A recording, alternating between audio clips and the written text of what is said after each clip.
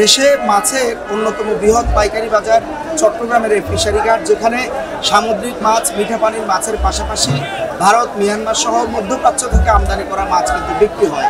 এখানে 110টি আড়তে প্রতিদিন অন্তত 15 থেকে 20 কোটি টাকার মাছ বেচা কেনা হয়, যেখানে সারা দেশের বিক্রেতারা তো আসেন, চট্টগ্রাম সহ আশেপাশের যেসব জেলা রয়েছে সেখানকার ক্রেতা, মাছের খুচরা বিক্রেতারাও কিন্তু এই বাজারে এসে ভিড় করেন।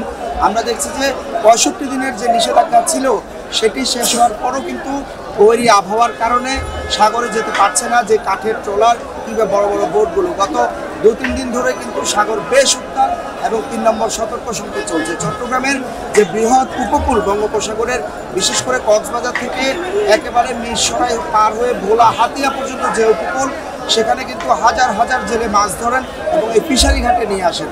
আমরা আজকে দেখছি অন্য সময়ের তুলনায় অন্তত 50 থেকে 60% মাছ কিন্তু কম, বিশেষ করে সামুদ্রিক মাছ।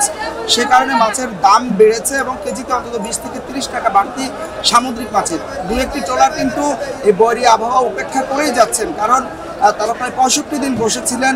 এই মুহূর্তে তারা বলছে যে তাদের বসে থাকার সুযোগ নেই, ফলে ছোট ছোট কিছু মাছ যেমন লইট্টা, পোয়া এই ধরনের মাছ কিন্তু বাজারে আসছে, তবে 20-30 টাকা পর্যন্ত কেজিতে বেশি। অন্যদিকে কারফিউর কারণে এবং মিয়ানমারের অস্থিতিশীল পরিস্থিতির কারণে কিন্তু গত 2 মাস মিয়ানমার থেকে যে মাছ আসতো সেটিও নেই। মিয়ানমারের মাছগুলো যেখানে 320 থেকে 340 টাকায় বিক্রি হয়, সেখানে 350 থেকে 360 টাকায় বিক্রি হচ্ছে।